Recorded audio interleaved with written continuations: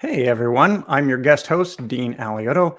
Your regular host, Martin Willis, made bail and was released from the hospital last week on his own recognizance and is doing much better. Before I tell you about our special guest, be sure to check out Charles Lear's new blog that cleans up an age-old conspiracy called Nixon Resigned Because He Saw a UFO. Well, what can I say about my friend and our guest, Dave Foley, that hasn't been said about every other Canadian-American comedian actor who was in a cult classic series, Kids in the Hall, News Radio, and my daughter's favorite, Sky High. David Foley is uniquely all these things and a lot more, which we're about to find out shortly. Most impressive, however, is David's interest and take on the UFO alien phenomenon. So let's bring in Mr. David Foley.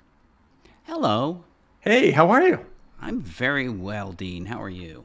I'm good. I'm good. You're in New York, so we're kind of bi-coastal right now. Yeah, it's very. I know it's the same. This used to be something only major networks could do. Live broadcasts from coast to coast. We're This living isn't a major. in a modern age. Yeah, this isn't a major newscast. Hmm. Hey, so there's a few things that you said that we couldn't talk about. One of them was your rising sign. The other was your favorite BG. And Hmm. the last one I think was whether or not oatmeal is the best way to start your day. But you will talk about UFOs. So Oh, unpack that for endlessly. me. Oh yeah. Okay. How about UFOs? Yeah. Where And should we aliens. start? Well, let's start from your first moment of interest where it kind of landed on your radar. I think it was on my radar farther back than my conscious memories. Because when I was a young lad in Canada, there was a show on in the I guess it was the late '60s, early '70s called UFO. It was a terrible show if you managed to see it now, but at the time it seemed fantastic. British show, but a secret organization that was battling UFOs on the planet Earth. And that was on. There was also a show starring Roy Thinnis called Invaders that I used to watch as a kid. And then on top of that, I was also a big movie fan. So movies like The Day the Earth Stood Still had a big impact. And then a little older things like Close Encounters. So I was interested in a pop culture sense. And then sort of became more, I guess, more seriously interested in it around '97 when the Phoenix Lights incident happened.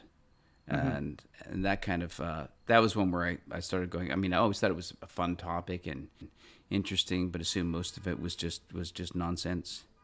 But then the Phoenix Lights seems like something where you went, okay, this is really hard to dismiss, and the way that they're dismissing it is really easy to dismiss.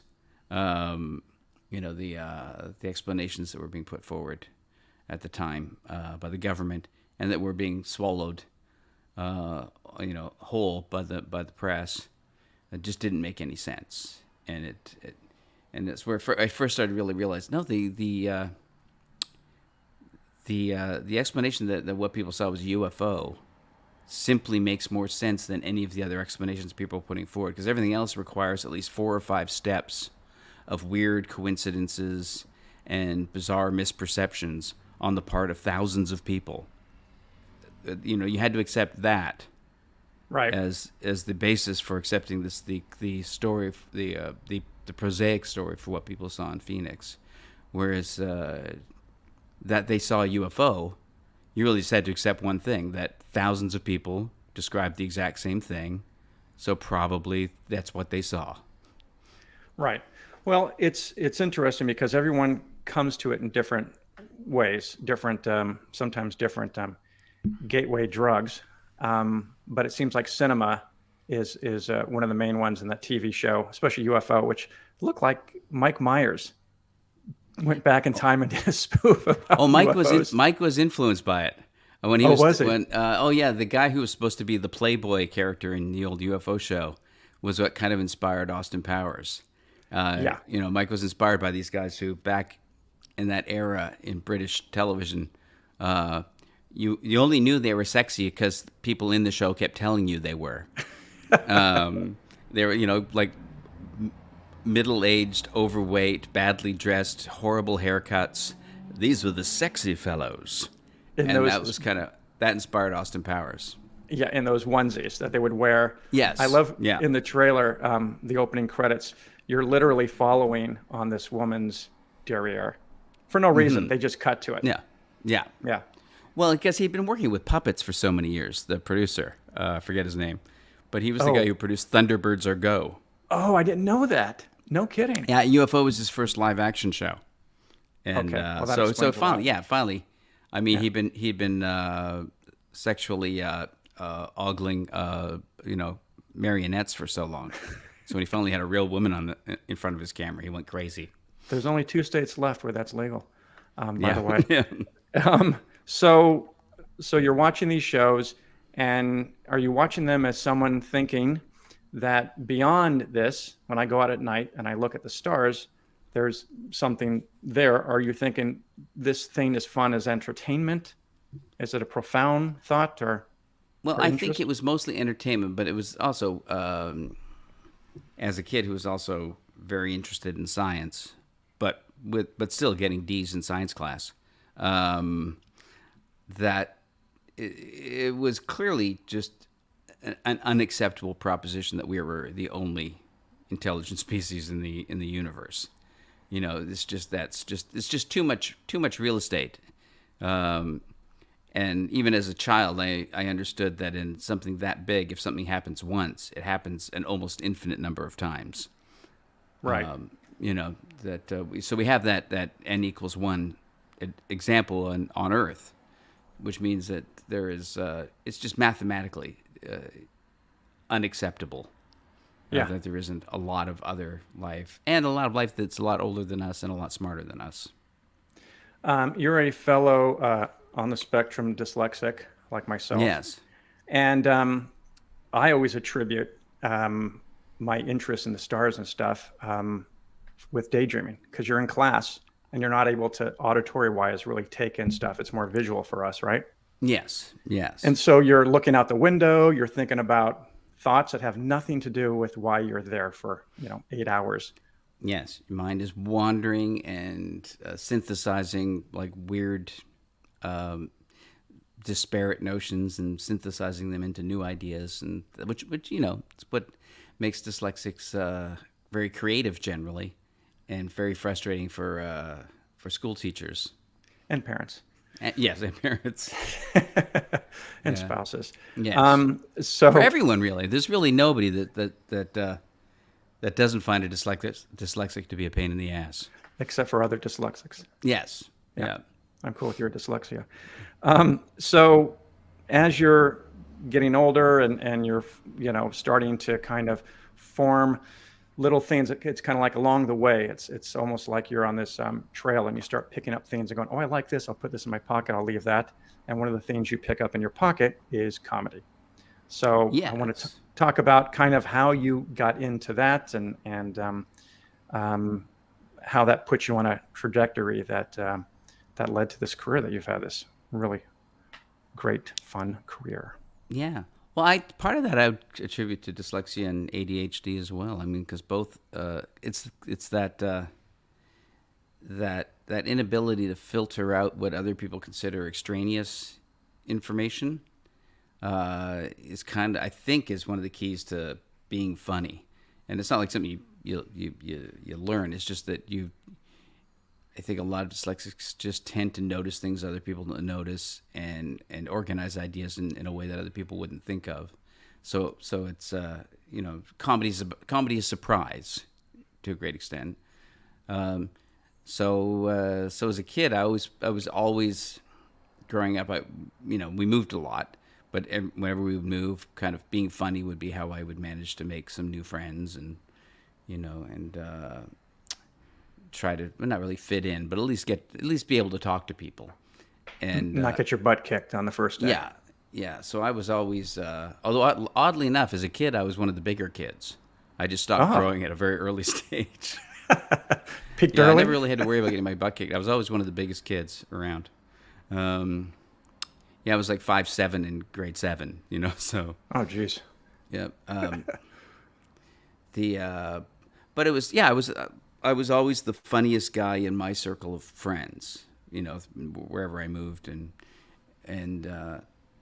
that led to, like, in high school, it was actually a friend on the bus going to school after I'd been making her laugh all the way to school, said, "Oh, you should do stand-up," and it had never occurred to me, and I went, "Oh, all right, I'll try," and that was the start of my comedy career. No way. So was that? Yeah, I said, "Oh, One I'll see what I perfect- can write." So it was your mother, not your mother encouraging you, it was someone else, and you figured, Yep, Evelyn Chapea, that's who it was. Evelyn, She thank said, you so should do much. stand-up." Yeah, and, Yes, I'm thanking her as an audience. yeah, and it really was. I went, "Oh, okay," and I'd always wanted to be a writer, but it never occurred to me to actually write stand-up or to be a comedian. So I started writing monologues, started going downtown to Yuck Yucks, and doing open mics, and not bombing. In fact, doing quite well at it. So that kind of led me, and then I started taking improv classes to improve the stand-up, and I met Kevin McDonald, and that was when I was 19. Wow. And then I quit stand-up because I liked working with Kevin more, and then the Kids in the Hall started. Yeah, and that partnership is legendary. How you guys came together and folded in other people, and the band just kind of like, hey, maybe we'll get a rhythm guitar, and we'll get drums and keyboard. And 40 years later, we're still doing it. Yeah, so you just Ridiculous. had a series on Amazon, a new season, I should say. Yes. And so we did, we're calling it season 6. Amazon calls it season 1. But yeah, on Prime Video, we did 8 new episodes of the Kids in the Hall show, which as I say, we set out as much as possible to make it feel like just a continuation from where we left off. And it does. I watched it and Thank binged it and thought it was hysterical, and the humor and everything. That pocket of humor, which is irreverent, edgy, and surprising, as you said, at a left field, was there. Do you know if they're going to go in a second season or? I haven't heard. We haven't heard anything from Amazon as yet, which I'm sure is a good sign. Yeah, right. Because that's usually what happens. Right. If they're really happy with the show, they go, "All right, everybody, turn off the lights in the office. Everyone be quiet for 6 months. Don't let anyone know we're here." Yeah, we're still working. We just can't tell you. So coming back from that, so that happens, and you guys find your jam, and you're going, and some of you splinter off, and you're doing shows. Again, my daughter really loves Sky High, and we saw that on It's a repeat great movie. DVD. It really is. Yeah, and a great concept of Yeah. these superheroes, and your character, which was a sidekick and now teaching. Yes, and Mr. Boy. Yeah. And Kurt Russell is hilarious in it. He's really, Oh my God. he's so good at comedy. Yeah, he needs to be doing definitely more of those. So all along this time, are you thinking about? Are you kind of an armchair enthusiast of UFOs? And are you mentioning it to your castmates? Anyone? Well, yeah, no, I was definitely interested in it. I mean, I was definitely interested back in, again, my interest took another jump back in '89 when George Knapp did his first interviews with Bob Lazar, and which is when we, when the world first heard the term Area 51. And, and hearing those stories, it was pretty compelling and interesting. So that got me going. And then, of course, George, back around in that time, produced a series called UFOs, The Best Evidence, I think it was called. Yeah. Which is one of the first sort of serious journalistic, attempts on television. Yeah. What was the Mike Farrell one? Oh, I don't know. I don't remember. Yeah, it's notorious because there's an interview in Silhouette, of course, where this guy claims that aliens prefer strawberry ice cream. Uh-huh. And my thought at the time, because I'm lactose intolerant, was all of them? There's not a few that go, I'm going to get bloated. I'm going to pass. Yeah. Can I do vanilla? Do I have to do strawberry every time? Yeah, I mean, there's several different species of aliens, so I'm told. And Yeah. they all just like strawberry ice cream? That strains credulity. Yeah, and we have 31 flavors, so come on. And strawberry's not the best. It is not. It's the one you eat when that's all that's left from the Neapolitan ice cream in the freezer. Then After you eat the the strawberry stripe last. Yeah. Right. Oh my God, Yeah. that's so true. Um, So you go from. Oh, one thing I want to touch base on. I just heard recently. I don't know if anyone knows this. If you know it, please chime in on the chat room. Um, Richard Doty, the infamous Richard Doty, I believe, was the person in silhouette on the Mike Farrell oh, show. really? Oh, So yeah. we can thank that disinformation to Yeah. good To old Richard Dick. the creative mind of Richard Doty. Yeah. Yeah, I know. Yeah, and I guess he's now these days he's kind of trying to rehabilitate himself as a UFO person, like on the side of disclosure, isn't he? No.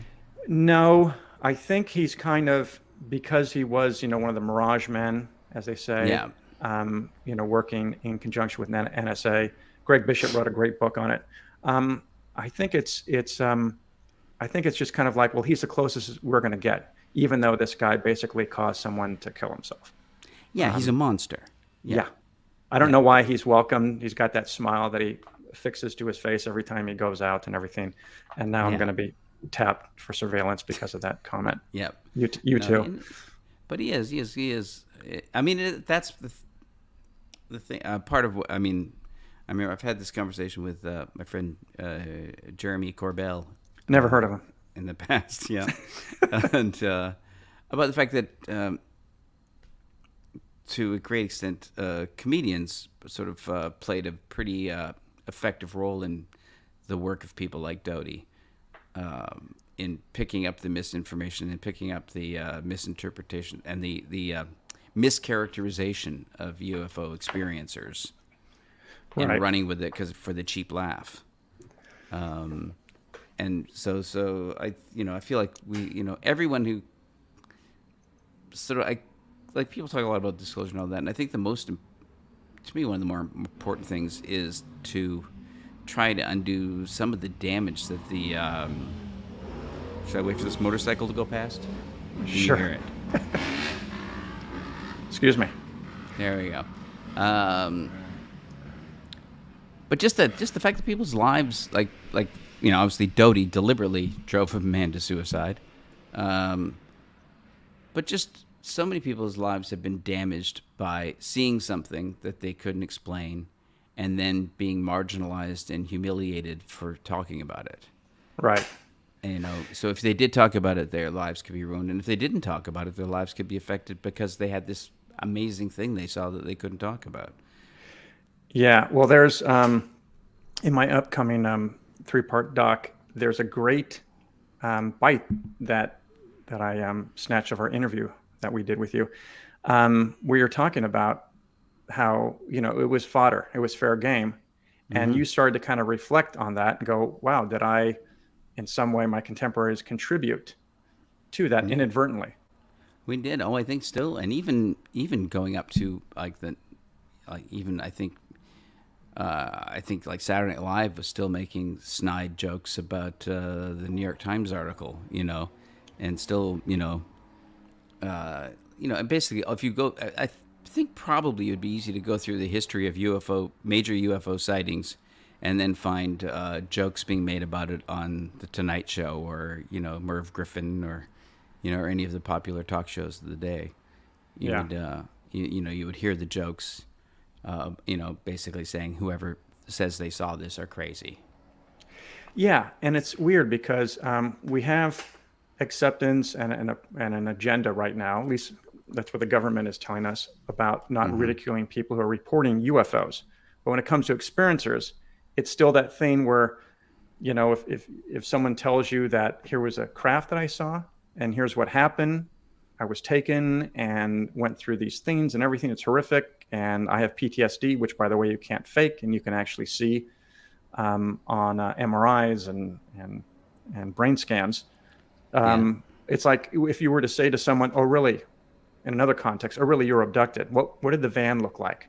"Oh, it was black." And then was there duct tape and rope in there? You'd never do that. Yeah, But yet it's funny how everyone talks about duct tape and rope. That's funny. you don't. It's like use that? like that. Even the corroborating evidence is what is used to debunk you. Right. The fact that other people have had the same experience is part of how they debunk you, as opposed to Yeah. going, that's what we normally call corroborative evidence. Yeah. All these people can't be having the same thing. Yeah. What? That's the Yeah, whole except point. that they're all coordinating to copy each other. Yeah. Yeah. Yeah. I have, it's funny. I don't know if how many people that you've met that are experiencers. A few. Yeah. Yeah. And it always blows me away because, I feel like I've been this kind of armchair enthusiast and moving more into the armchair, researcher into this and hardcore. And I went to an experiencer support group, and that blew me away. I mean, Yeah. it was, I didn't expect to see the caliber of people, not that I expected to see something that wasn't that, but I didn't expect to be, hit with a room full of 15 people that have given talks at TED Talk, supervisor Homeland Security, a major in the Army, and lawyers, doctors, and all of them highly credible. And yeah, and so I'm, I feel like the people who are in the military who have seen UFOs have a seat at the table with the military and with others. But no one's created that space for the experiencers who may have the answers because they're the ones that are, front of the line. They've interacted. Yeah. Yeah. And it's weird because, and even I know that I was reluctant to take the, the experiencer story or the abductee story, as we used to call it, as seriously. And I think just because it was, I guess I guess like a lot of people, I tried to sort of be a nuts and bolts guy about this and go, well, I'm looking at the data, and that's what it said. There's a lot of data that you can't deny, and a lot of credible reports, and a lot of corroborating evidence from radar and multiple sightings, and skilled observers, but then the abductee thing, you sort of go, I don't want to know about that. It's just too weird, and you kind of just push it out of your head. But it's just at a certain point you kind of go, well, if I accept that these craft are here, wherever they're from, even if they're from here, but from a different here, but if I accept that they're real, it makes no logical sense to reject the experiencer stories, because if these craft are here and they're piloted by beings that are that much more advanced than we are, and they have to be, it would be ludicrous for us not to be being abducted. Well, if you kind of stretch out mankind, and we look at the past, where we go and capture, tag, we knock them out, we tranquilize, animals and stuff, and do this for their own good and our own good. It would make sense that we would maybe do that down the road. Once we get to that place, but it just kind of feels like I don't understand why people who do believe in UFOs are totally cool with the concept that they're coming by in these crafts, different shapes and sizes, because all of our cars don't come in the same shape, and they wouldn't think that they would pull over, stretch their legs, maybe do something else, walk around, do some studies, gather some data, right? Or just even the notion that they would have some reason for being here. The idea that they would be here and not have some agenda is harder to believe than that they do have one. Right. Now, the last time we spoke, you were leaning towards, and I'm curious if you're still in that lane, because there's so many different lanes of the phenomenon. We've got the Dr. Michael Masters, they're us from the future, and then we have interdimensional. And you seem to be kind of planting your flag in the simulated reality hypothesis, the Nick Bostrom. Well, it's one. It's more just one that I can't think of a good way to dismiss, and I wish I could, because I started looking. It was a number of things. I was also thinking a lot about consciousness and thinking about consciousness after death, thinking about things like ghost phenomenon and, reincarnation. And I remember reading Leslie Kane's book, and starting to think, because I'm an atheist, so I've always believed that that the universe collapses into nothingness when our brain stops. As far as the individual is concerned, that that everything ceases. But then reading Leslie's book, and I also read some other stuff about reincarnation, and started thinking, well, maybe there is something to consciousness, and there's also something called the Princeton Global Consciousness Project, where they basically mapped the effects of consciousness outside the body and how it affects, how it can affect what do they call random number generators outside of just by paying attention to them, you could affect random number generators and makes them stop being random. And so I think, well, all right, well, maybe consciousness can exist outside the brain, but then I thought, but maybe that still ceases when we die. And then thinking about things like ghosts and reincarnation, I thought, well, maybe there is some sort of persistence after death. And then Nick Bostrom came along and wrecked it, because the simulation theory makes almost everything about almost all paranormal and religious experience, makes almost all of it suddenly explicable. And explicable is basically that the paranormal, I think, are really just data compression errors in a simulation, if it's a simulation. So, and it's funny, actually, after thinking about it, I actually heard Nick Bostrom say, well, if you were to look for evidence of it being a simulation, you might look for things like a sense of past lives. Because I started thinking, well, I guess you would, if you were creating a simulation, unless you were to create a universe-sized simulation, which is pointless, because then you're creating a universe. You've got to compress. And one of the things I thought, well, okay, well, things like the wave function in quantum physics makes a lot more sense if it's a simulation and you're running parallel programs, processing, and you're running multiple programs at the same time. So wave function makes sense. Past lives make sense because you would create conscious entities in your program, but when they'd run their course within the program, you'd recycle them. You would take the program, take the essential, the entity, wipe it of its memories, and then reuse it, because there'd be a way to save space.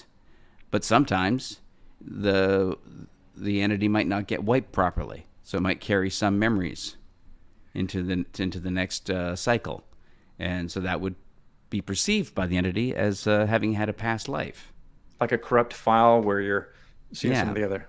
Okay, yeah. So everything starts to make more sense if the simulation is real, and also the mathematical proposition that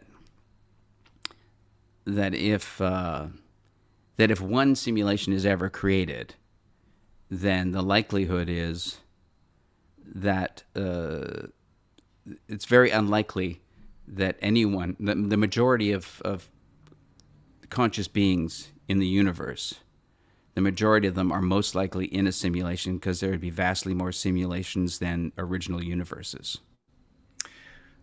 Right. Which, boy, that's the deepest rabbit hole, I think, of all. I mean, when you ask Nick, I got a chance to talk to him and was saying, is this like, are you saying this is kind of a symbolism when you say that there's aliens that have created this for whatever reason? Is that just kind of like an allegory or something? And he says, no. I'm saying literally that there are extraterrestrials that are come here. They're extraterrestrials in the sense that they're all powerful and created this thing as we know, the world and everything. And and that we're living that. And all of us trying to figure out what happens. I always wonder, what happens if someone figures out how to get to the princess and skip all the different levels? Do they get taken out? Yeah. Well, here's the thing that occurred to me that I haven't heard Nick Bostrom address. So I don't know if it's anyone suggested it, is that if we're in a simulation, the likelihood is that the simulation wasn't created about us at all. And it's not. I don't think it's an ancestor simulation, and I don't think it's a game, because I think I think it's probably more like Donald Hoffman, his theories about reality. He's been running these evolutionary simulations in his computer, right? And so he creates very rudimentary entities that have very few goals and possible choices, and they evolve over thousands and thousands of generations to appear to have intelligence, or appear to have be making choices that are guided by some sort of intelligence, right? And it's all just done in an evolutionary model. So those are the kind of models we create. So probably the model we're in was created for the same reason. We create models to solve problems, to run simulations to solve problems that are important to the people running the program. And if you're running an evolutionary model, things are going to occur within it that you have no interest in at all, that have nothing to do with this problem you're solving. And that could be us. Right. We could be just a tangential thing that got created by this universe simulation. But what the people who created the program are interested in is on the other side of the universe and has nothing to do with us. Right. Or it's some guy in his basement figuring out what we're going to do for that day. Yeah, but I'm just saying whoever ran that program might never even notice that we're in it. Because it's just gone and had a life of its own. Well, they might not be interested in that part of the data. That's depressing, man. You know, I mean, if you've created a simulation of an entire universe, you're not going to care about everything that happens in that universe. No. You're going to care about the problem you set out to solve. Okay, I don't even care. I don't care about this interview. I don't care about anything. This is depressing. So but I do care about our listeners' questions. Oh yes. Oh, they have questions. Promise I do. Oh, I see them down here now. Yeah. So let's go ahead and take this first one, because I always love settling an argument between friends. There's nothing more loving than that. Can we settle that? Do I get to decide? You do. I've always been a cryptozoology skeptic, I guess. But again,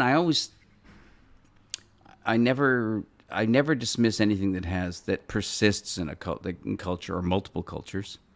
You know, that's why even though I never believed we have souls, I still believe that there's something to the ghost phenomenon, because it's such a part of human history and human culture. Every culture has ghost stories. They're in Shakespeare. They're everywhere. So probably, and I know people. I have had a ghost experience as a kid, and I know many other really sensible people who have had ghost experiences. So Sasquatches, I don't know. I know that probably 90% of the people involved in the Sasquatch research are not sensible people, and a lot of the I think a lot of the evidence for it isn't very good. But then again, there's as I understand, some stuff that is pretty good and pretty confusing, and the fact that these sort of hominid stories of these hominid creatures seem to be so pervasive is interesting. Yeah, it's strange, because when I was a kid, I was all into Bigfoot, Bermuda Triangle, Loch Ness. Yeah, me too. And so it just felt like all that got folded in, and then later on, I started separating my toys, my phenomenons, let's say, and that one didn't fare too well. But when I talked to Greg Bishop or Robbie Graham, and Jacques is also Jacques Vallée, a big proponent of this. A lot of them don't trust some reports or a lot of reports unless there is a bit of high strangeness, and that would definitely Bigfoot, a Sasquatch, hairy animal would fit nicely into high strangeness. Or the bipedal 7-foot tall bipedal wolves from Skinwalker Ranch. And I'm, the people who have claimed to have seen those are pretty credible people. And so, the link, and that's the thing, is it's that link between, poltergeist and ghost phenomena cryptids and UFOs, it does seem like more and more there's an overlap going on there, you know. And again, if Nick Bostrom's right, it all makes sense. Yeah. Because you can just get bleed through from previous programs.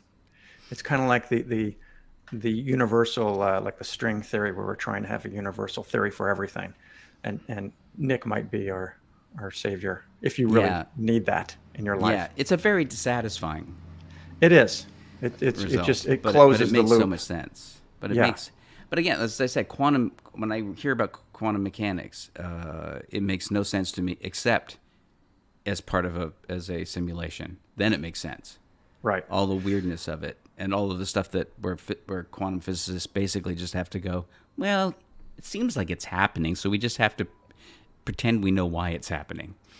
We're just going to smooth off that edge a little bit. Yeah. So, Cali Kid 213, he wants to know, could UFOs be some sort of glitch repair program? Yeah, it could be. I mean, if it's, as I said, I think, as I said, so many things could just be glitches in the program. It could be a repair program. It could be a form of data retrieval. Maybe it's the mechanism. Maybe it's like a bot that the programmers put in to go through and comb for certain patterns of information. Maybe that's it. So Game of Thrones, the finale, maybe that was a glitch? Well, that's an example. I never watched it, but let's hope so. Okay. Yeah. So I have a question real quickly before we get to Mary Grace Kirby. This comes from my brother or my nephew, and they want to know when you were should following... know by now if it's your brother or your nephew. My mother won't One of tell them, me. did you grow up with him? If it's so, it's your brother. If I he came think so. along later, it might be your nephew. He was in one of the bedrooms. All right. One of the bedrooms. So the question is, you were following the Phoenix Lights. Yes. Do you know about the Kurt Russell connection? To the Phoenix Lights? Yes. Oh, wait a minute. I just heard about this recently, that because he's a pilot, right? Yep. And he was actually flying during the Phoenix Lights? Yeah. And by the way, I have to back up and say it. It wasn't my brother and it wasn't the nephew. It was my brother's brother-in-law, my brother's sister's brother. I'm glad now we can move on. We could sort out that totally unimportant detail. Complete trivial BS. So here's what I remember from the Kurt Russell story. Right. He's flying in around the time that this is happening, the Phoenix Lights, 1997. And his son, I think it was Wyatt, sees some strangeness in the sky and says, hey, Dad, do you see this? And he looks over and he sees this. And it is strange. And he acknowledges as this is not normal. And he's been flying. He's a pilot, Kurt Russell. They got their own, little plane for a very long time. And he reports it. He calls it in and says, hey, we're seeing this. Are you, he's talking to the air traffic controllers and saying, are you seeing this? Are you clocking this? I would love to get that recording of him. Oh my God, yeah. That would be gold. But so I love that. So it's nice. I wish I'd known that when I was working with Kurt. That would have been fun to ask him about. You could drop that on him and say, hey, come over here. Put the donut down at craft service. I have to know. Yeah. All right, we can go back to the question if you want to bring that up. There it is. Ghost story. Oh, my ghost story. Well, it was one time, lived in a brand new bungalow in Antigonish, Nova Scotia, but we'd had a few weird things at the house. I know at one point my brother came home late at night and heard people playing ping pong in the basement and opened the basement door and all the lights were out. But also in that house, one night I was in bed and there was a girl at my bedroom door, and I thought it was my sister. She had long hair and sort of braids and was wearing like a bibbed dress with puff shoulders, which this is 1971, so that's how everyone dressed in 1971. Right. Like pioneer girls. It was very common. And I went, Karen, and this girl floated across the room to the foot of my bed and smiled at me and then faded away. And so that's my one ghost experience. Okay, so I'm going to ask you, what is your definition then of ghosts? If you're saying that you're not sure that there's a soul or spirits, what are spirits then when you see? Well, I don't know. I mean, that's the thing. It's for me. I'm open to the idea that there could be some other rational explanation. I remember there's a CBC radio show called Ideas, and years ago, more than 20 years ago, I think, they did an episode on ghosts and the science of ghosts, and they looked at things like standing waves that can resonate that can match the resonant frequency of the human eye, and can cause visual hallucinations. So there are things like that can explain some things. But even in that special, they said, but the fact that something can cause a ghost-like experience in no way discounts the possibility that ghosts exist. That Right. that something can be similar, an experience that can be similar to a ghost, doesn't dismiss the idea of an actual ghost, which is, I think, the sort of thing that Mick West doesn't understand. Is that There's a lot of creating things a perhaps reasonable facsimile of an event doesn't deny the event itself. Yeah. Well, there's skeptics, there's debunkers, and I always was having trouble labeling myself, branding myself. What am I in? And I guess analyst is the best. We look at the data. Yeah. And go from there. But we're not going to accept something face value. So if I hear that there's, Peruvian giants that are 15 feet tall, I say, Yeah. can I see them at the Smithsonian? If not, My bias is always that life is probably more boring than I want it to be. So that leads me to be a skeptic. So Yeah. I don't, I don't leap at incidents and go, oh, there, that proves everything. But some things you go, well, that asks a lot of questions that can't be answered. right. And there's the prosaic answers. When the prosaic answers are more complex than the extraordinary answer, Yeah. then then you got to kind of look at the extraordinary answer as possibly being the true one. Yeah. After you move past Occam's razor. Yeah. The other thing is that sometimes people will say, well, ghosts are, what you're seeing is a residual of an event that happened that was maybe so volatile or emotional during that period. And so we just happen to see this recorder playing this over. Yeah, I've heard that theory, but that theory is no less extraordinary than the idea that a soul is left behind. Good point. Because if you're going to believe that inanimate objects carry some sort of a recording ability, Yeah. That houses and buildings and trees and the grass can record events, Yeah. then you're not really, you're not far off just saying, oh, it's a ghost.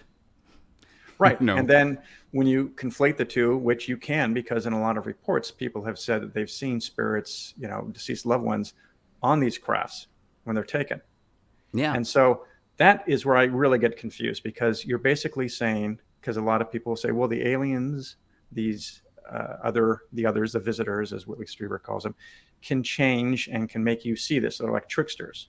And so they do it to make you feel comfortable, because it's like, oh, here's old granny. She's here, my mammy. Yeah. Or you've got, if you subscribe to that, then you have to subscribe to the fact that if they can control that, why don't they make the little grays or the mantis not look so little gray and not so mantis, and have them look like, your favorite celebrity or something. Yeah. So it doesn't work both ways. Well, there is an argument for that, which is that you would create something that is relatable but alien, because you want people to have an acceptable framework for their minds to grasp it. So it's okay that you're seeing these creatures because, Yeah. June is here. Yeah, but also you present as grays or mantids because you're presenting in a framework of reality that human beings can digest. Right. But you're creating enough strangeness about the reality that they can also start to digest the idea of aliens. who may be vastly weirder than what we're perceiving, but they're giving us a version that's just weird enough that we can be nudged along, into accepting the reality without being totally freaked out by something that our minds just can't comprehend. Right. So the thing that I'm really kind of excited about, I called you from the airport a few days ago when I said, hey, do you want to come on the show? Got some ideas of things we can talk about. And you mentioned, we can talk about my first sighting that I comparatively recently had with Jeremy Corbell. And I said, do not tell me. I want to hear it fresh as the audience is hearing it. So let's do this. Let's go there. Yeah, it was. And first off, I got to say, a part of me is really would rather I hadn't had this experience, because I liked being. I like the intellectual detachment of having not seen anything, of only caring about the data. Only looking at the accounts and the corroborating evidence. So finally seeing something, that all goes out the window. Now I'm invested. But yeah, there was a night in January. I forget. I think it was like January 12th or something like that.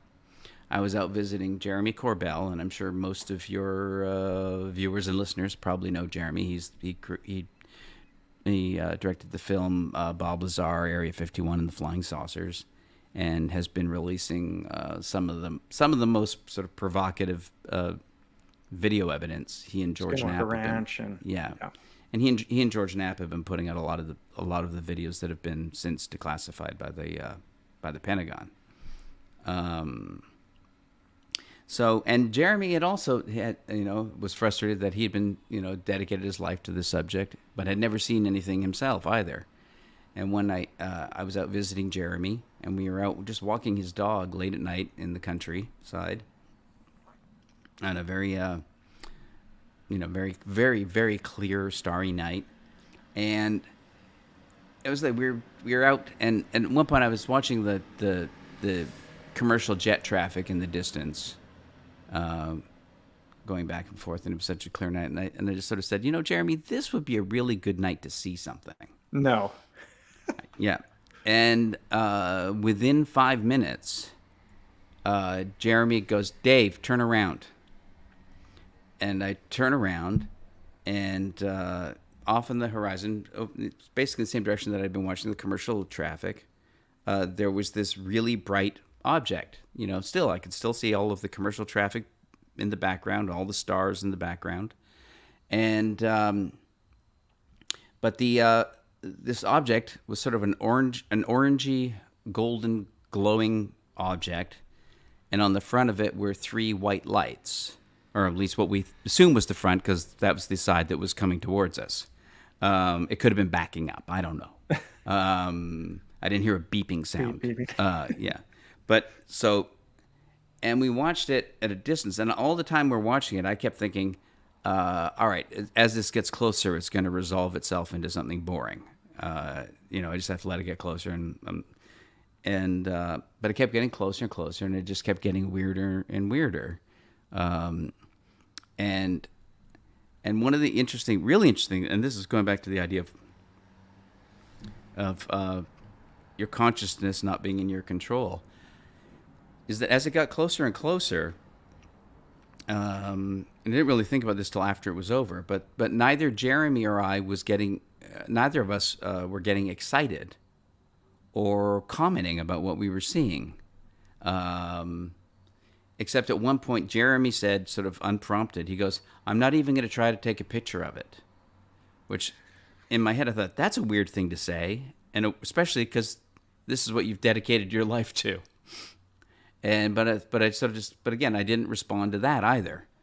And I just kept watching this thing as it got closer and closer. And it sort of described like a semicircle above the horizon. And we were like in a mountain valley, so the mountains were fairly close by. So the horizon was very close by. And it came across, and then it just sort of hovered over the mountains for a while when it got closer to us. And we were able to really watch it and see all the details of it. And I posted a drawing of it Twitter and on Instagram a while back.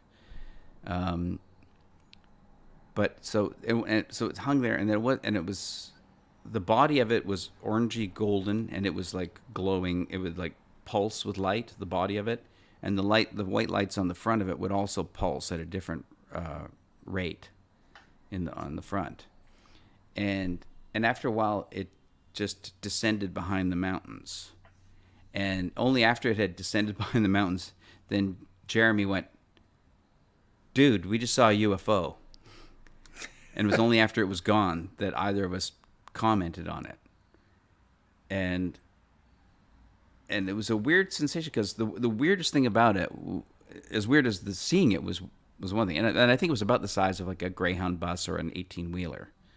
And again, all the time we could see the stars behind it and other commercial traffic in the distance. There was nothing, we weren't seeing a part of a larger thing, because we could see all the sky around it. But the weirdest part was that our emotional response to it, there it is, that's the drawing, which I did a day later on my iPad, and that's exactly what it looked like. And here's another weird thing, I can't draw. I really cannot draw at all. And I did this with a program I'd never used before, and I was able to find all the tools I needed immediately to draw this. Wow. But as we were experiencing it, we were having no emotional response to it at all. Like both of us, nothing. Completely calm, completely just watching it. And even since it happened, I still have the same sensation, that my emotional connection to the event is dampened. And it was it felt like the object we were observing was controlling our response to it. Wow. And continues to control our response to it. So I have two questions right away. Sure. Did it make any sound? I'm guessing it was no sound silent. At all. Completely silent. You're outside. Yeah. This is nighttime. Yep. You're hearing crickets. Did that stop? Not that I can recall. I wasn't aware of any other sounds stopping. Yeah, wasn't aware. I didn't notice anyway. I don't know if Jeremy noticed anything, but I didn't notice. It's interesting because James Fox had his own sighting in his backyard. Saw an orange orb, and in his brain he went, "I could go and get my phone right now and record this, but I'm not." Yeah. I mean, he's a filmmaker who he specializes in this, and he's like, "I'm going to just have this moment." And it sounds like Jeremy was there going, "This moment is for us. It's not for anyone else." Sometimes it's just that individual thing. Yeah. And it was, as I said, I talked to Jeremy about it a little while ago, and I said it felt like we were basically being told to just stay calm and pay attention. Right.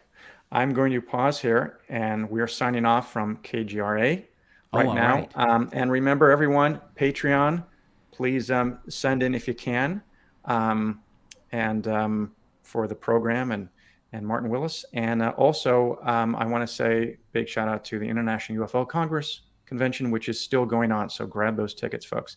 We'll continue our interview here, and it'll be on YouTube in its longer version. So you can always click over there. So let's continue here. So when you look back on this and you've drawn it, were you compelled to draw it, like you had to draw it? Like it was the next day I just decided I needed to draw it. And as I said, I can't draw anything, but I was actually able to get the sort of the color, the tone of it, the texture of it, the kind of hazy quality it had, the way the lights were arranged in the front, the way the front was sort of felt carved out a little bit.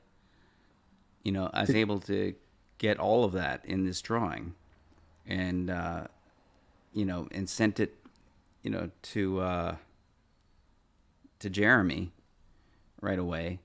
And Jeremy went, "Oh my God, that's it. That's exactly what it was. That's what I saw." That's, there was We like should have three. had Jeremy do his own version and then see you guys bring them together and like Yeah. Ariel Skoll and And as I said, there's things like just the fact that I was able to do a really accurate drawing of what we saw yeah. doesn't make sense. Well, it's interesting because I'm looking at that and I'm thinking, oh, we had someone do this because you have like lens flares in there where it's flaring out. Yeah. So it's not just this crude, oh, I'm using, the computer to draw this. It feels like there's some dimension Yeah. to it. Oh, I know. And I remember as I was doing it, I was like shaving the sides down and changing the shading a little bit, and and using tools to sort of get the shape and the perspective of it, because that was kind of that's even like the angle we were viewing it at, that it was kind of in this 3/4 position to us And it's and moving slightly tilted forward. and goes past you. So that's what that looked like. So that's the front of Yeah. it. So it came from, I'd say, I would describe it as coming from like a 2 o'clock position in the sky and circling around us to about a 7 o'clock position in the sky.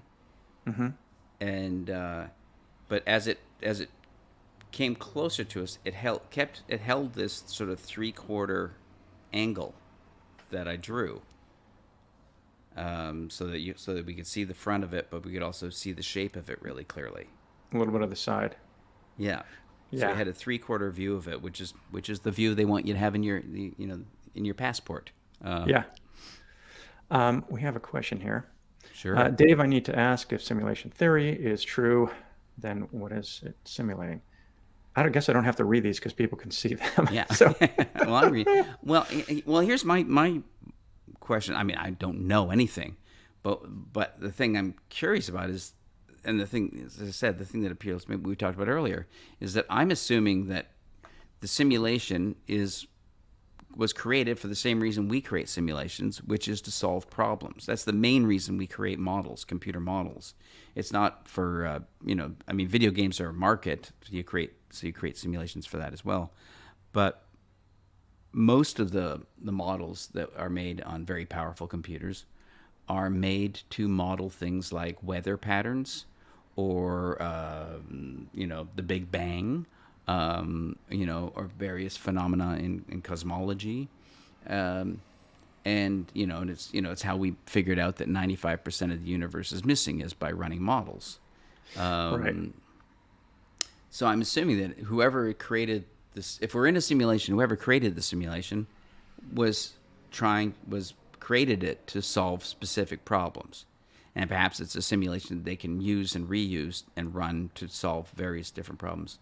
And again, I think it's most likely that the simulation isn't about us at all. I mean, the simulation is a simulation of an entire universe. So it's no more likely that we are the central issue in the simulation than that there is a God that created an entire universe just for one stupid species on a really nondescript and unspectacular planet. Okay. Clearly, you're a heretic. We're going to move on to the next question now. I'm going to read these for the people who are just listening to the audio. This is by Mostly Space. I got to say this. Yeah. I'm going to answer this. Yeah, the simulation. Oh, can I answer this one? Yes. Yeah. There Let me would be read a it out. base Oh, sure. Sorry, just so because there's an audience that's just listening to the podcast. That's true. So, yeah. Yeah. So thank you, Martin, for cueing me on that. For Dave, as for simulation theory, is it if it's accurate, wouldn't it be based reality? Would be based reality still to be the real conundrum? An alternative model might be one where consciousness itself is fundamental, underlining reality. Well, that's Donald Hoffman's theory, that the fundamental unit of existence is consciousness. But I think, there would be a base reality, but it would be so vastly outnumbered by simulations that the likelihood of any conscious being in a base reality would be overwhelmed by the likelihood, by the just sheer mathematical likelihood that you're in a simulation. And basically, the notion is, I think, the way Nick Bostrom put it is that if we accept even an example of one simulation existing, and we can even look at our own culture and look that we're getting closer and closer and closer to creating one. That if one is possible, then endless billions is likely. So it's that thing, it's like that. How likely are you to be living in the middle of time? Not very, and how likely are you to be in the one real reality? Very unlikely if simulations exist. Yeah, the problem that I have with simulation reality is that it basically is if you're saying that there is someone who's creating this reality, right? Pardon? If someone has created this reality that we're in, Yeah. that to me denotes that there's a possibility that it doesn't stop there. Has someone created them to be creating this reality? Well, you would definitely wind up with realities within realities. You would wind up with simulations within simulations. If you run your simulation as an evolutionary model, where you don't control the parameters of it. And let's face it, that's where all of our human computing is going, is into the realm of AI, where no one programmed the AI systems that exist today. No human programmed them. The best that we can do right now is to struggle to try and keep up with what the programs are capable of. But no one knows the underlying code in any of the huge language models, language-based models that exist right now. No one has that information anymore.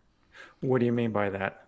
Like they lost it, or it's being created by computers? The AI, the neural networks in the AI, have been writing their own code for like some of them thousands of generations of code, where the program itself is writing itself. So the programmers who created the original models have no idea what's in the code anymore, because they've left the room to get some hot pockets. Yeah, it was too much work. You let the AI write its own code at a certain point. Humans aren't fast enough. This is from Mike Meyer, not to be confused with Mike Myers from Halloween. My favorite kid I grew up watching. He's saying my favorite kid. Maybe that's you. I grew up watching you guys on CBC and reading books on UFOs and other mysteries. Love you, Dave. Oh, that's not so much a question. It's just a compliment. Thank you, Mike. Yeah, that's nice. And here's from Claudio Pixels again. Dave, how do you balance the degree to which the UFO community both utilizes and distances itself from information that comes from the government? How do you tell what's good info and bad info? Boy, that's the big question. Well, I think it's with anything else. You have to you calibrate it based on sources that are credible and corroboration of evidence. I'd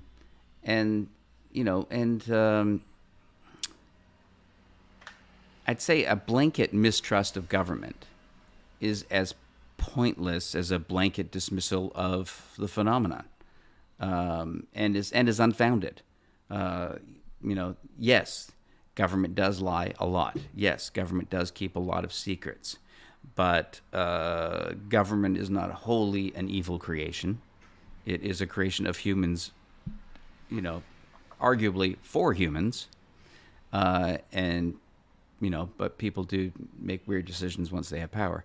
But I think, those people that think everything is misinformation coming from the government, and that every revelation is just the government trying to, when people go on and on about this, they're creating this threat scenario in order to pump up military funding. Flag, what is it called? False flag. False flag. Yeah. And that's just ridiculous, because there's really no need. There's no need at all to create a UFO story to pump up military funding in the United States of America. Because I don't know if, as an outsider to America, I can tell you, you people are crazy about your military. It's insane the amount of money that America has spent on totally pointless amounts of money. Yeah. America has a military that is so big it's impossible to use. I mean, we're seeing right now, with the Ukraine, there's the capability to crush Russia, right?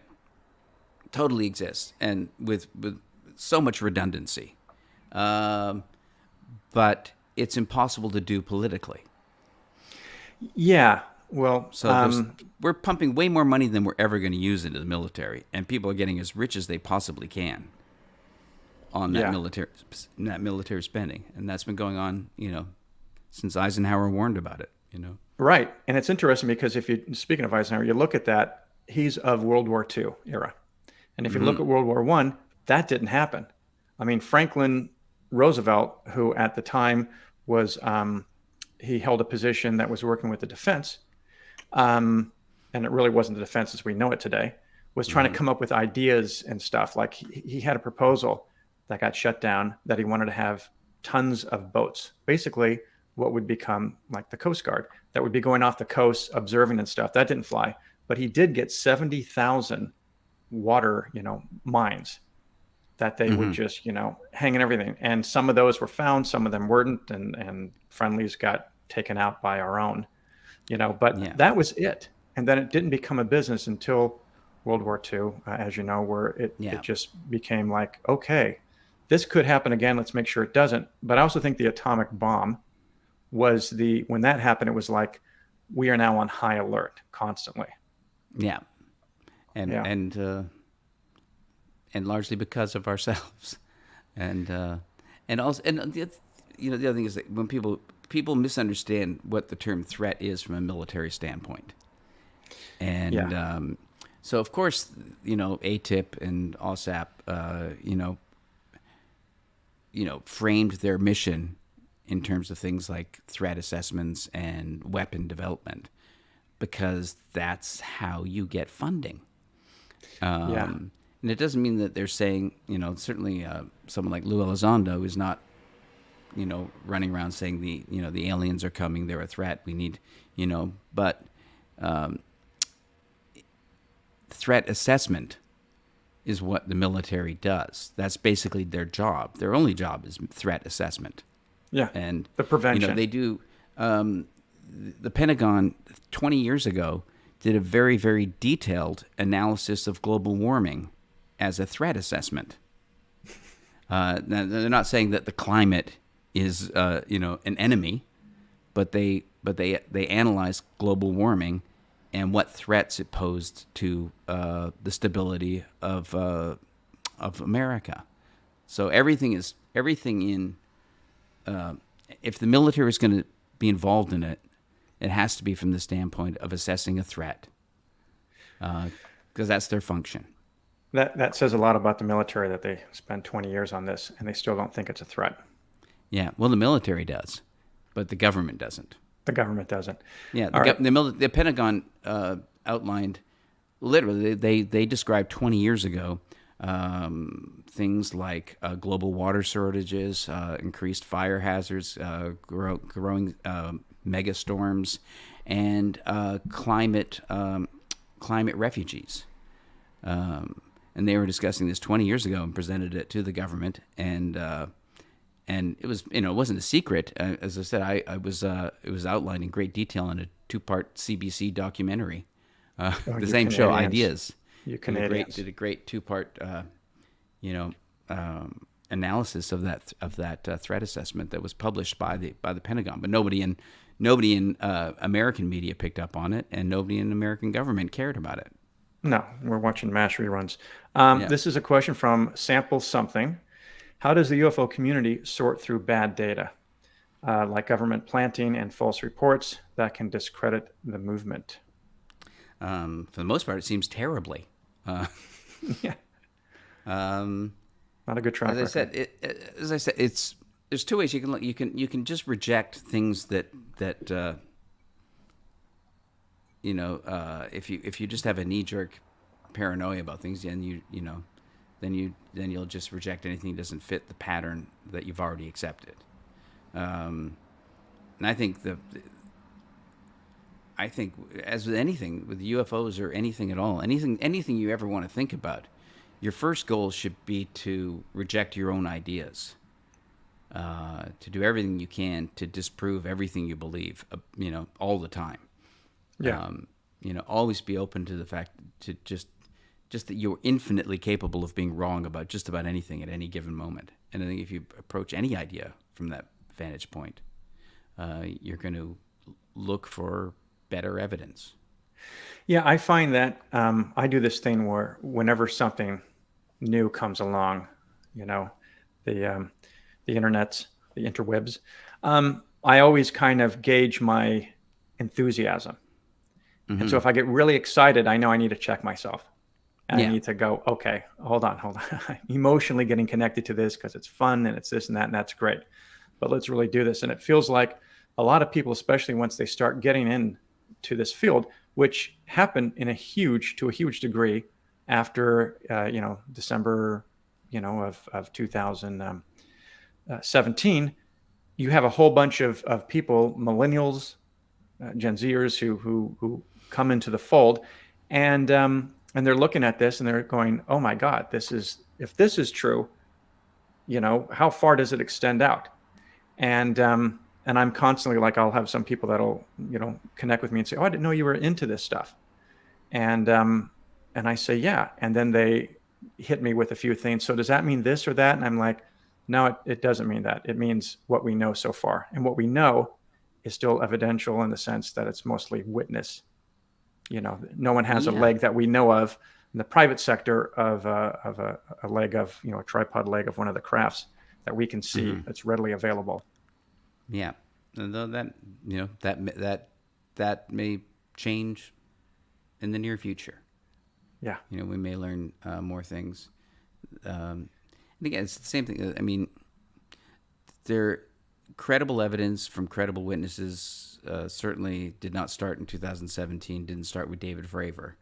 It goes back to pilots, radar operators, the UFO flyover of the Capitol building in 1952 was as well documented as anything you ever should need to believe something's going on.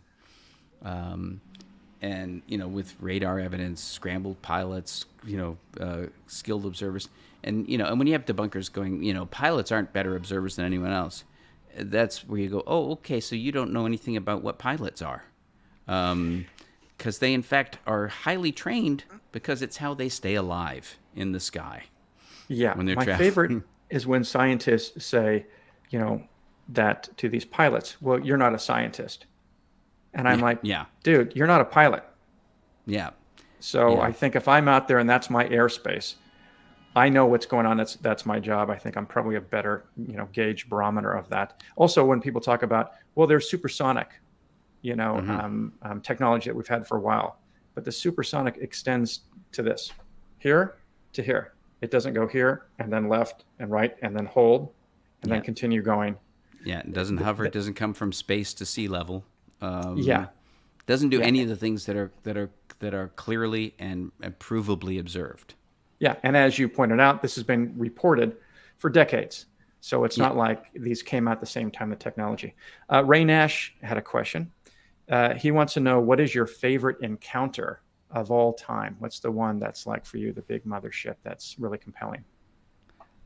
Favorite encounter? Oh, you mean historical encounter? UFO encounter, Yeah, gosh, I don't know. I mean, I think the Ariel school sighting is pretty phenomenal. It's pretty amazing. I think for me, still, like the Phoenix Lights is still a pretty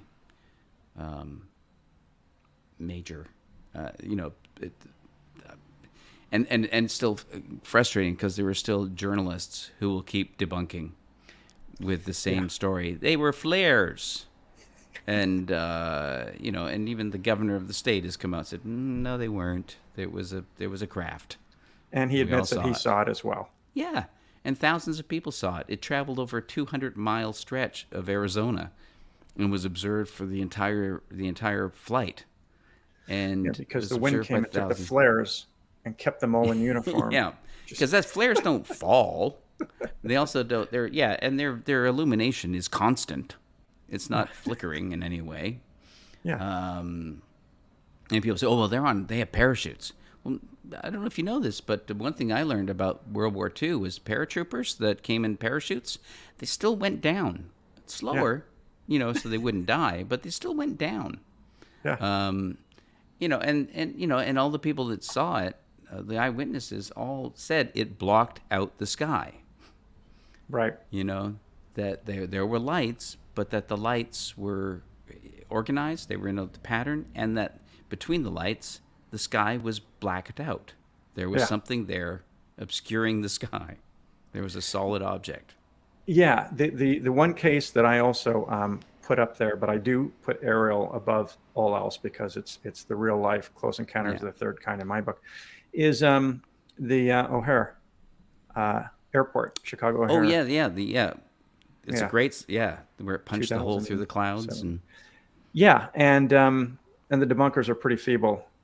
Their explanations are pretty feeble on that. The fact they're witnesses, but more importantly, it's the reaction that the FAA had, government had to this, and trying to put the cap on this. I mean, blatantly. And so sometimes it's like, let's base something on the reaction of people, not just what the event was, but how are people responding to that. Well, the notion that you can just ignore, we can call anecdotal evidence entirely, and also the notion that we need it's like the Neil deGrasse Tyson attitude, which basically seems to be, I'll study this as a scientist as soon as lay people have already proven everything. Yeah. As soon as non-scientists have gathered all the possible information and I can no longer pretend that it isn't real, until that day, I will not look at any evidence.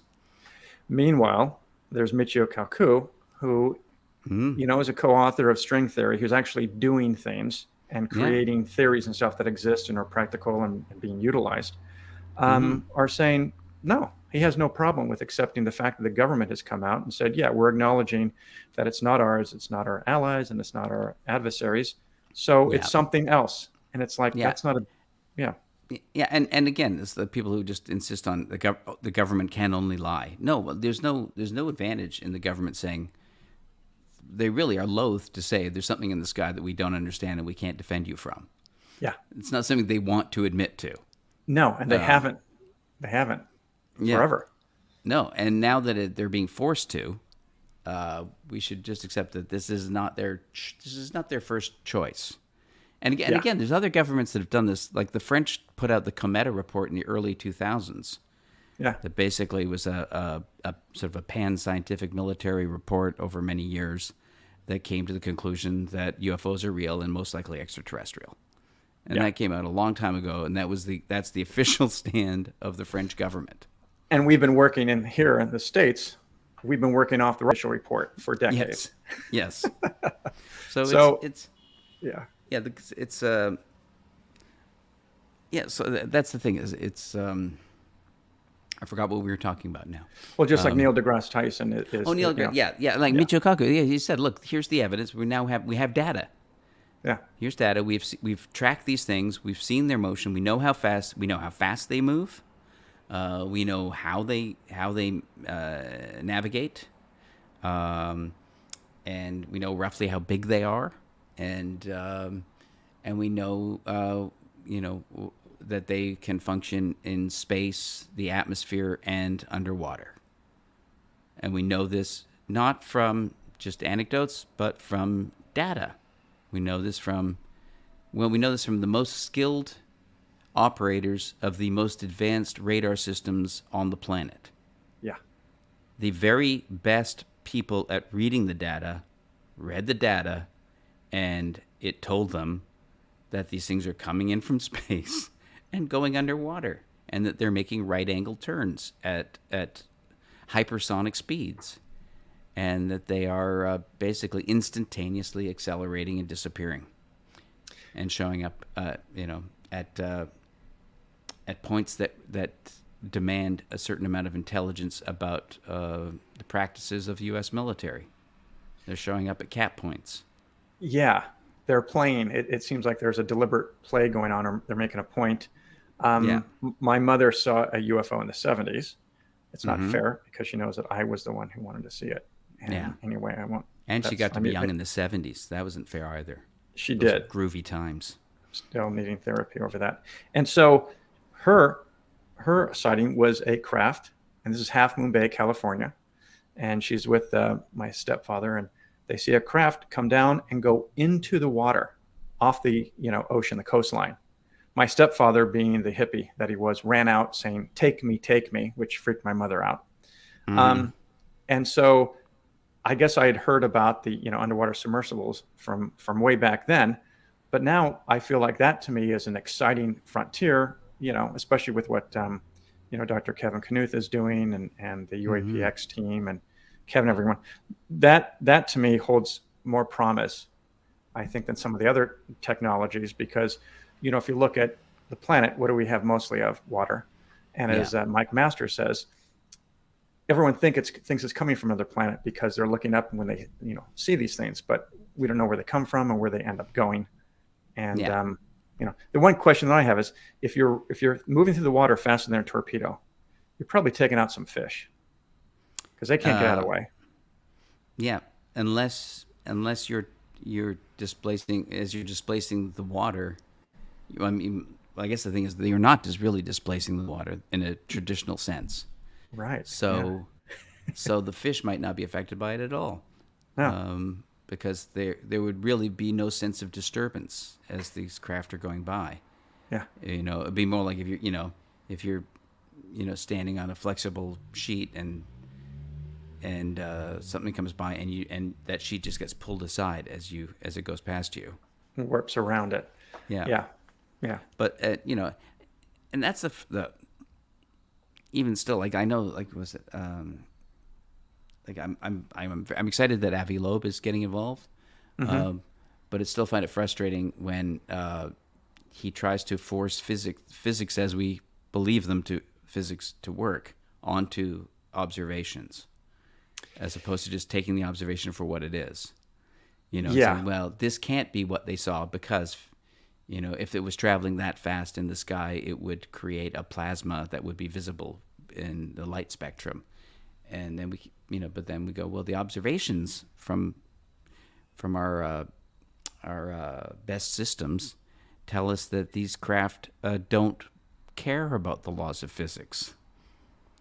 That they are traveling through the air at hypersonic speeds without apparently displacing the air and creating a sonic boom. So they apparently aren't interacting with the molecules of air, of all the particles that make up the air. They're not interacting with it. No, but it's interesting because here's someone with his pedigree, and he's still a slave to physics as we know it. And it'd be great if you did that disclaimer. Physics as we know it doesn't really allow for this. Yeah. But physics that we've been working on isn't that old. Yeah. So you can't rejigger the observations to match the physics. You just have to go with the observations. And if the observations don't jibe with physics, you got to accept that we don't know enough about physics.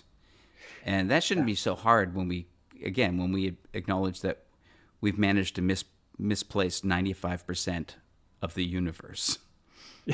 That we, Wait, I had it here. What did I do with it? The best of our science has been able to figure out 5% of what's going on in the world. Yeah. Well, the thing that I always look at, and I always kind of consider where we are going forward, is that it always seems like there's a few people who are ahead of the mountain that we're all heading to, and they're able to see peer just beyond that. And these are the people that we make fun of. They're the Galileos. They're the Dr. John Max. And so it kind of feels. Yeah, and so it kind of feels like. I remember telling Skeptic magazine once. I said, "Well, it's good to question things, but I have a problem with skepticism as a philosophy, because the wise skeptics of the past were the people that mocked Louis Pasteur and refused to wash their hands before surgeries."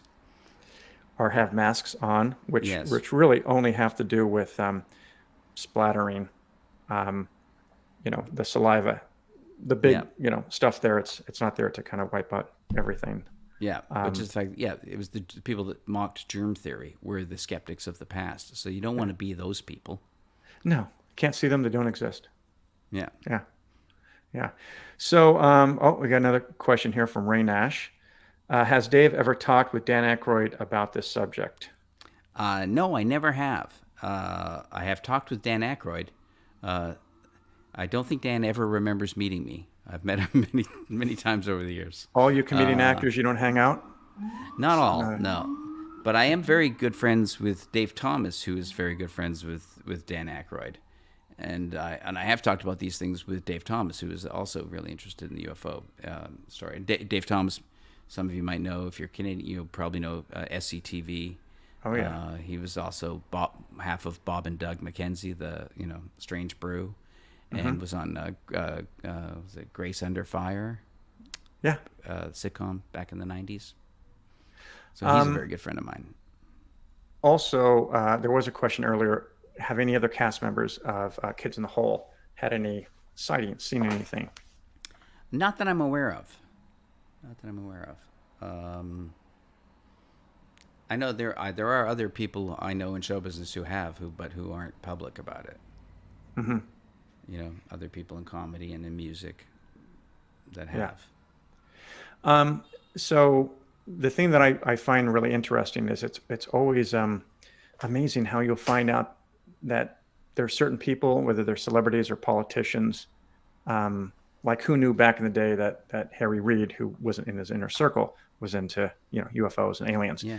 But your buddy, Joe Rogan, Mm-hmm. who was into them, and then he kind of got off the UFO belief bandwagon, became sour to it, and then you brought him back to the table. How Yeah, did? he'd lost faith. He'd lost. Well, I shouldn't say faith because it's not a question of faith, but I guess he did a show for was it Discovery? I guess Joe researches everything. I think it was. Yeah, Um, but I think largely, maybe the producers of that show largely just brought him people that were a little bit crazy because that made for better TV. They thought, right. and that skewed him towards thinking that it was all bullshit. And then it was one of these because Joe and I used to talk about UFOs all the time back in news radio days when we were working together, and so when I was going to be on his podcast, there was one of the things where I called him up and said, "Well, you can be excited to hear. I've taken a deep dive into UFOs lately," and I was shocked to hear him go, "It's all bullshit." And, What year was this? This was just a few years ago. This was I don't know how many years ago. Before he had Bob Lazar? on Yeah, there? yeah, Okay. yeah. He had all those people on basically, I guess, because we started talking about UFOs. So yeah, as I went on with my friend Paul Greenberg, we were going on because we were doing a podcast at the time called "Don't Say Cunt," which was that was the Okay, name I of our won't. podcast, and so we were going on to promote that, and that's what I said. Oh, I'm really, and then I told him about. I listed a few films. One of them was Jeremy's movie about Bob Lazar, and I also listed James Fox's Out of the Blue, and I Know What I Saw, as like films that he should watch, because this was back before Phenomenon was made. Yeah. And so then he went out. So like after I talked to him, like after we were texting back and forth about it, then he said he like was up all night watching these movies, and then he was back on board. He did his homework. Yeah. Yeah. And I think those. I mean, I think it's hard. It's certainly. I think like right now, probably the best primer, as we say in Canada, not primer as you people who insist on saying in America.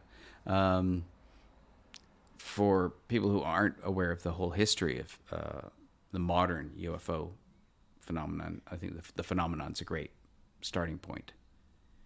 Yeah. And it's modern enough and technically proficient as a film that people won't be put off by it. Because there's other ones that are great, but a lot of people would be put off by the more Yeah. amateur quality.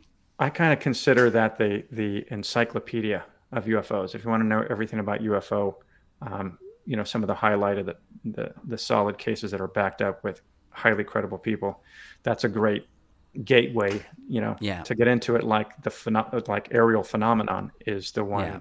about, first level experiencers.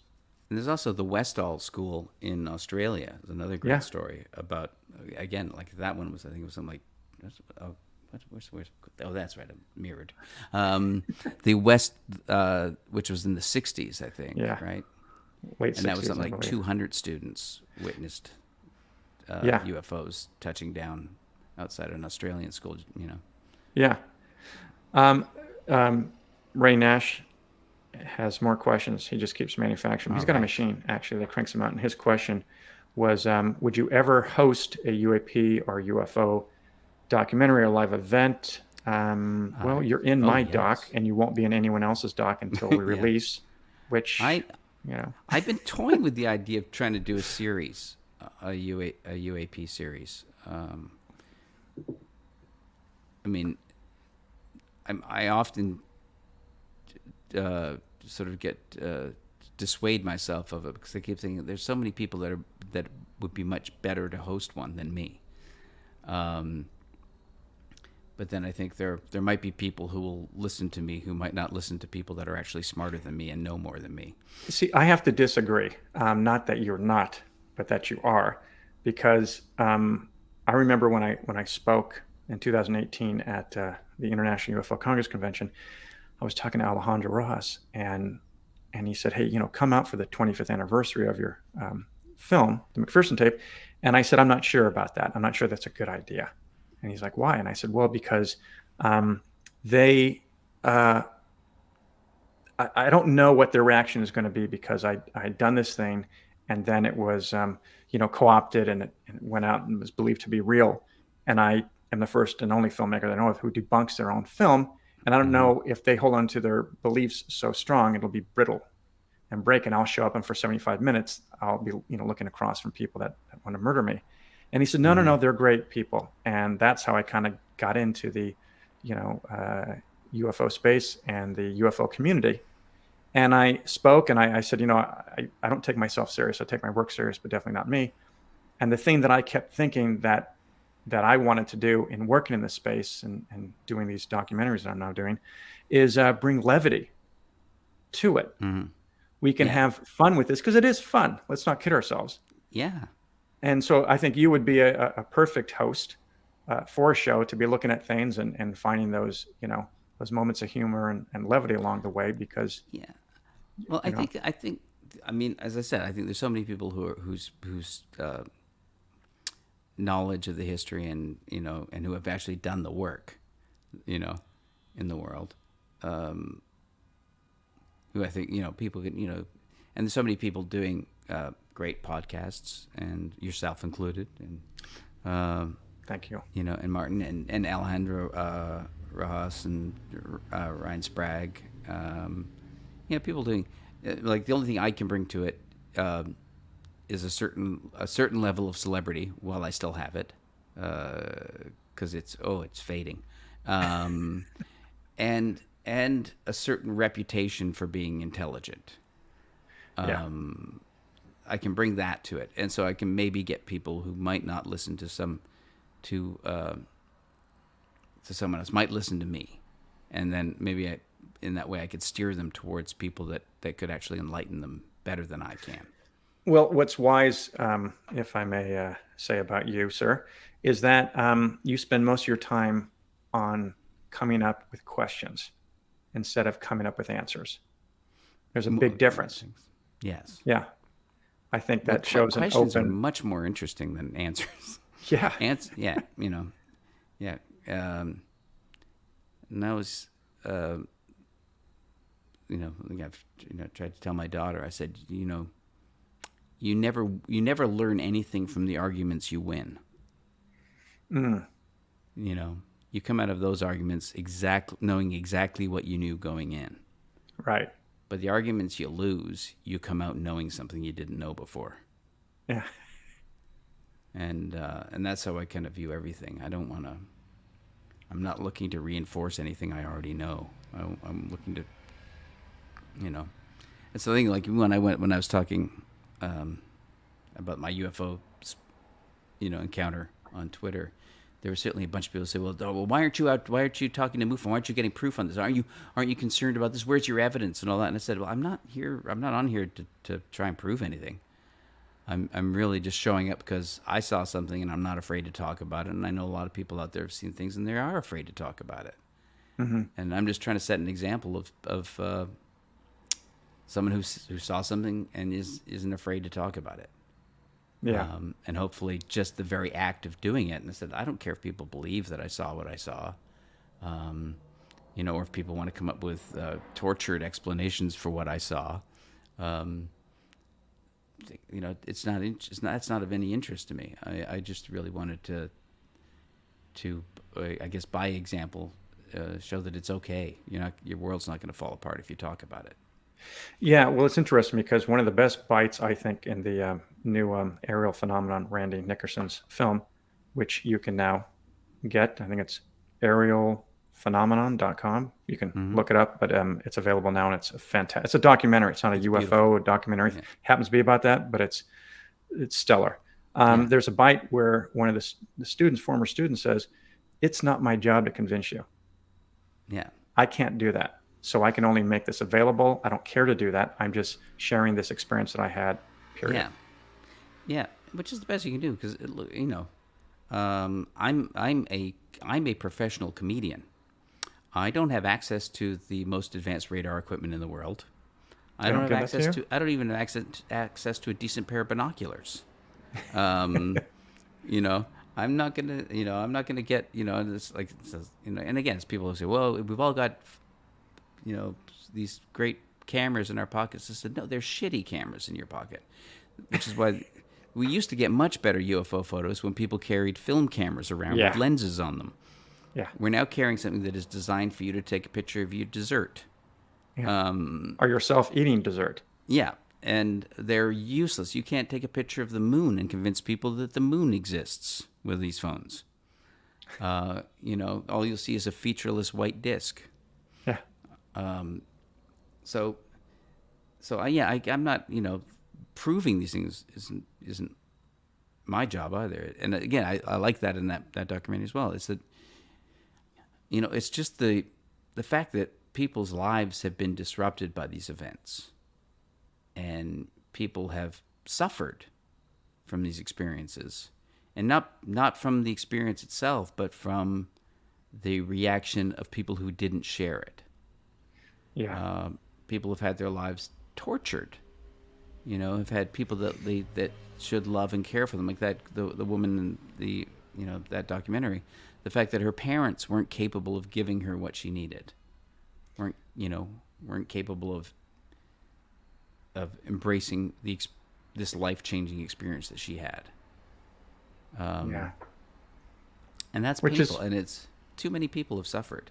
And it's such a contradiction because when I think if I was one of those kids, when I go back to my elementary school, I think I'm out on the yard, I see something at that age. First thing I'm probably thinking is, oh, so there's this. My parents didn't tell me about this, but this is part of life. Oh, okay. Yeah. What am I supposed to do with this? How does this work? And then when you go to them and say, "Hey, so this thing we just experienced," and it's like, "No, you didn't." Yeah. Oh, and welcome to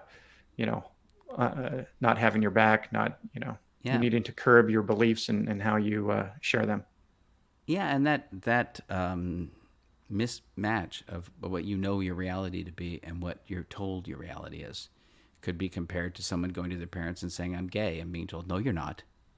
Yeah. Because that's wrong. So you can't be gay.